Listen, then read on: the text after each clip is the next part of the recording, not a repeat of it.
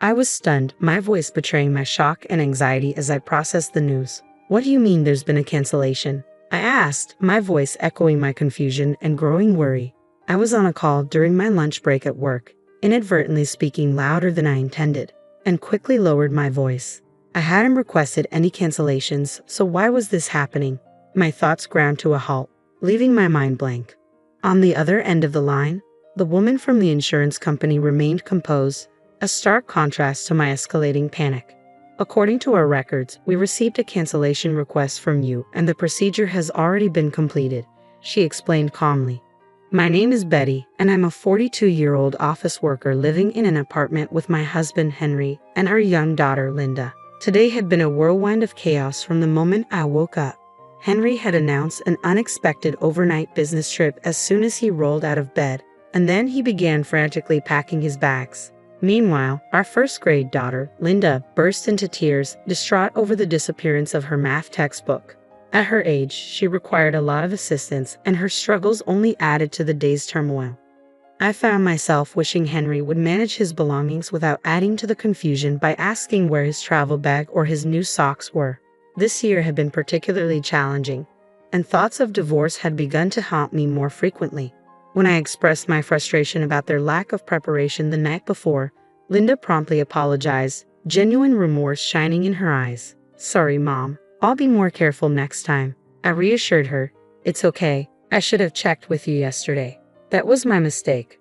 However, dealing with Henry felt like an entirely different battle. Linda was still so young, and if Henry had prepared ahead of time, we could have avoided this morning's chaos. He should have taken the initiative to sort out his socks or even buy new ones for his trip. His comments about needing new socks for his travels irritated me deeply.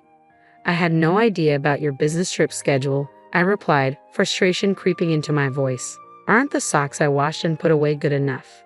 His insistence on new socks struck me as odd, but I kept my opinions to myself. His business trips were infrequent, perhaps once every few months, and surely this one had been scheduled well in advance even if he hadn't mentioned it. If he needed new socks, he should have either bought them himself or told me beforehand. Seeing Linda's tear-streaked face as she pleaded, Daddy, Mommy, please stop fighting, broke my heart. I turned to her. Linda, I'm sorry. It's okay. Let's find your textbook together. With that, Henry quietly returned to his packing while I helped Linda search through her backpack for her missing math book. I couldn't help but glance over at Henry, frustration simmering just beneath the surface. I noticed that Henry was packing casual clothes more suited for a weekend getaway than a business trip, and this detail raised a serious red flag for me, stirring up old fears. Could he be having another affair? Given his history, my suspicions were not unfounded. He had been unfaithful twice before. The first incident happened just before Linda was born, pushing me to the brink of filing for divorce. However, after tearful apologies and interventions from his family, including heartfelt pleas from his mother and sister to give him another chance, I reluctantly decided to stay. Then, last year, he strayed again with someone he met on a dating app. Henry, who prides himself on being direct and rarely subtle, thinks he's discreet, but his attempts at secrecy often come across as transparent and almost comical from my perspective. When I caught him, he resorted to tears and apologies once more. It was both pitiful and frustrating to witness his humility, especially knowing his usual arrogance. That time, I made it clear that one more slip-up would mean the end of our marriage. I even had him sign preliminary divorce papers and transfer all our savings into my account as a precaution. Though I forgave him, my feelings for him had completely evaporated due to his selfishness and lack of involvement with Linda. I contemplated postponing the divorce until Linda was older for her sake. Thankfully, we quickly found Linda's math textbook, and she left for school with a cheerful smile. Left alone with the morning's unrest, I decided to skip making lunch and headed to a nearby shop during my break. While there, I noticed an advertisement for the insurance company and remembered that my policy was due for a bonus payment, given the high premiums I was paying. The bonuses offered by my insurance policy were significant incentives, and I found myself daydreaming about what I could buy with that money. Perhaps some new autumn clothes for Linda. Feeling a bit more positive, I stopped at the bank to check my statement, hoping to see the bonus deposited. To my surprise, the expected funds were missing. Not only that, but this month's insurance premium hadn't been deducted either. At first, I was merely puzzled by the discrepancy. However, recalling the chaotic conversation with Henry about cancellations earlier that morning, a sinking feeling began to take root within me. Concerned, I decided to contact the insurance company to figure out what was happening. My sister-in-law Alice, who usually handled my insurance matters, was off that day, so another representative took my call. That's when the confusion about the cancellation came to light. The representative informed me that a cancellation payment had been processed, but I hadn't seen any funds in my account. She insisted that all the paperwork was correct and that the company had followed proper procedures, subtly implying that the fault lay with me if the policy was canceled without my knowledge. I firmly reiterated that I had no intention of canceling the policy. I'll follow up with Alice and my husband, but please double-check everything on your end as well, I requested. After making my point clear, I ended the call. Before I knew it, my lunch break was almost over, and I realized I had neither the time nor the appetite to eat the lunch I had bought. Other concerns weighed heavily on my mind, and I felt an urgent need to address this issue promptly. I informed my boss that I needed to leave early and quickly wrapped up my remaining tasks, exiting the office ahead of schedule. Without hesitation, I called Henry, my mind racing with doubt. Was he truly on a business trip, or was something else going on? "Betty, why are you calling?" "I'm at work," Henry answered after a few rings, his voice tinged with irritation. But in the background, lively music played, casting doubt on his claim. "It's ridiculous that you think you can avoid getting caught," I said, my frustration boiling over. "Sorry to bother you, but my life insurance was canceled without my knowledge, and there's no record of any cancellation payment. Do you know anything about this? I'm seriously considering contacting the police as it might be a scam." "Ha, calling the police?" Henry replied, and then he confessed, "It was me." I had suspected that Henry and Alice might be involved in this somehow, but hearing his admission made my blood boil. "So it was you? Where's the cancellation payment?" I demanded. "I used it to help Mom out," he replied nonchalantly. "Help out? Did something happen to your mother that she suddenly needed money?" "No, she just mentioned she wanted to go on a family trip for once." I was utterly stunned by his audacious response. "You canceled my life insurance to fund a trip. Was the business shirt just a cover?" "Yeah, I'm the beneficiary, so you can't complain, right? We're staying at a luxurious hotel. I'm in the lobby right now, and you wouldn't believe the size of the chandelier here," Henry said, as if bragging about the details would impress me. "What's with this attitude?" I countered, infuriated. "I have plenty of complaints. Why would you cancel the insurance without telling me? I've been paying those premiums out of my salary. You should be able to cover your trip expenses." "Ah, it's so annoying," Henry replied dismissively. "But it's my money if something happens to you, right? You're healthy and not in any danger, so we can just start paying the premiums again." I was dumbfounded by his flawed reasoning. The terms change as you get older, and the premiums increase. Do you not understand that? "Well, I'm not the one paying for it," he shot back, his careless disregard only fueling my frustration. "Do your parents know you canceled my life insurance without telling me? Didn't your father say anything? And Alice is involved in this too, right? You and Alice forged my signature, didn't you?" "Yeah, Mom and Dad were actually happy about it," he admitted, as if that justified his actions. "They thought it was a good idea. It's your fault for controlling all our money. I just wanted to have fun for once." Henry argued as if the situation were trivial. "It's no big deal. We're on a family trip, and everyone's happy. That family includes your parents and Alice, right? Why aren't Linda and I included? Aren't we family too?" My voice trembled with hurt and disbelief. "Insurance is meant for emergencies. Shouldn't you have discussed using it for a trip with me first?" But he knew I would say no. "You and Linda are always together. It's fine for me to spend time with my real family once in a while," he retorted. "Plus, Alice was planning to sign you up for a new life insurance policy, so it's a win-win." I can't believe you're not embarrassed by these excuses. It's like you're a child who didn't tell me because you knew I'd object. That's exactly why you didn't tell me. You knew I'd be upset. It's so frustrating. "If you're going to keep complaining, maybe I should just get a divorce," Henry said, his tone unusually bold, perhaps emboldened by being in a tourist spot. "Understood," I replied sharply before hanging up. "Be prepared. I'm going to make sure you and your family face the consequences." I muttered to myself as my patience finally snapped. Henry had taken my forgiveness for granted too many times. Despite my threats of divorce, I had once thought my in-laws were decent people, even though Alice had pressured me into an expensive life insurance policy. I believed she wasn't acting with malice, but decent people don't secretly cancel their daughter-in-law's life insurance to fund their own pleasures. Like husband, like family, I thought grimly. I was done with all of them. I went straight to visit the lawyer, clutching the divorce papers Henry had filled out earlier as if they were a talisman. I filed for divorce immediately. Afterward, I picked up Linda from after-school care.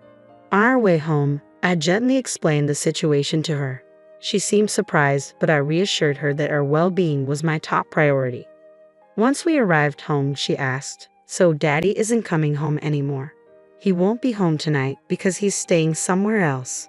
We're getting divorced, so we'll be living apart," I answered cautiously, trying to gauge her understanding and feelings. "Then let's start cleaning up now," she suggested urgently. "What's wrong?" I asked, a bit confused by her sudden urgency. "We're separated from Dad, right, Mom? You don't have to cry anymore. I hate it when Dad makes you upset," Linda explained. "Didn't you always tell us to stop fighting because you were worried about me being sad?"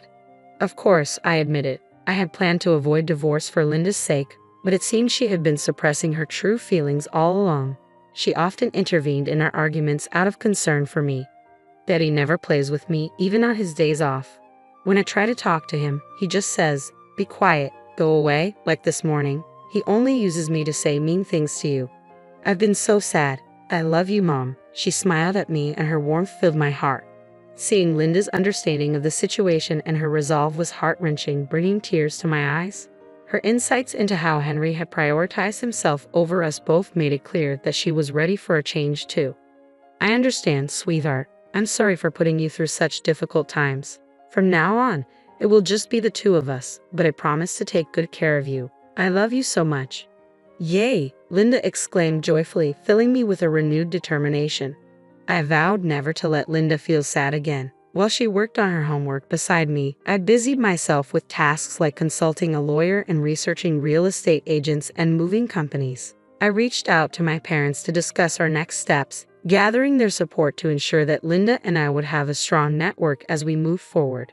When I explained the situation to my parents, their immediate response was to tell me to come home right away so that Linda wouldn't have to change schools. My father also offered to borrow a truck from a friend to help us move our belongings. The next morning, I informed the landlord, Linda's school, and the families in her carpool group that we would be relocating to my parents' house, briefly explaining the circumstances. I planned to handle the school's detailed paperwork later and called my workplace to request a day off for the next day. I wanted to complete most of the preparations before Henry returned. By the time Henry got back the next day, my parents had arrived, and we swiftly moved our belongings to their home. Everything was settled except for Henry's things, which remained in the apartment. I left a note that read, "We are divorced. We are strangers now," and exited the apartment. I imagined Henry's shock at finding us gone, feeling a wave of relief and satisfaction wash over me. The smooth execution of this divorce was a testament to the lessons learned during Henry's previous affair. I had warned him then. The next time there would be no discussion. We were getting divorced. We had agreed that I would retain custody of Linda and all marital assets. With that in mind, Linda and I began our new life at my parents' house. Later, my frantic mother-in-law called. She must have reached out because I had blocked Henry's number. Knowing Henry's tendency to cry easily, despite his usual bravado, I pictured him sobbing away. "What are you thinking, divorcing my son when he hasn't even cheated this time?" she yelled, her voice loud enough to hurt my ears. I instinctively pulled the phone away from my ear. "Betty, it's not too late to apologize to my son right now. He's been crying nonstop because he's so upset. Aren't you embarrassed to make such a fuss over this?" "Apologize." I was so taken aback by her words that I blurted out, "Who are you?" My mother-in-law clearly didn't expect such a response, and her words suddenly stopped. "Well, yes, it's me, your mother-in-law. Come on, Betty. What's wrong with you? You're not losing your mind, are you? You're still young." "No, I only have one mother. Are you some kind of scam artist?" I replied, half jokingly yet pointedly. I felt no obligation to engage in a serious conversation with her, considering we were now divorced and effectively strangers, especially after their past actions like canceling my life insurance without my permission. I saw no reason to engage seriously. "Don't joke around, Betty. If you're going to act like this, we have our own ways of dealing with things," she warned, her voice seething with anger. "And what exactly can you do?" I countered, skepticism lacing my words. We agreed that if there was another issue, I'd get a divorce immediately. Henry himself told me over the phone that he wanted a divorce. My firm stance made her pause, and I seized the opportunity to press further. If you wanted to go on a trip, you should have consulted me first. Instead, you committed a crime. Unauthorized cancellation of life insurance can be considered forgery, punishable by imprisonment. I'm ready to pursue this thoroughly. I knew of no financial troubles in Henry's family, so their actions struck me as not just impulsive but reckless, and I couldn't let it slide. Wait a minute, we can't be criminals. Please, I'm sorry, let's talk, she stammered, her tone shifting suddenly at the mention of possible imprisonment. But it was too late for apologies or discussions. I hung up the phone and blocked my in-laws' numbers, distancing myself from any further toxic interactions. This decisive break marked a new chapter for Linda and me, one where we could seek peace and stability away from past upheavals. Later, I found out that Henry was so shocked by the divorce that he quit his job and withdrew from social activities, effectively isolating himself. As for the life insurance debacle, we managed to resolve it through an out-of-court settlement designed for such disputes. My sister-in-law ended up being dismissed from the insurance company, which even made minor headlines. The actions of my in-laws turned them into subjects of neighborhood gossip, and they faced criticism from relatives over their poor judgment and disgraceful actions, leading to their social isolation. With both Henry and my sister-in-law out of work, they appeared to be facing financial struggles. Meanwhile, Linda and I were relishing a happy and liberated life at my parents' home. Despite the challenges this situation posed for my daughter, I was committed to providing her with all the love and care she deserved. In this new chapter of our lives, we found peace and stability, supported by my parents' love, and we were gradually rebuilding our lives free from past turmoil.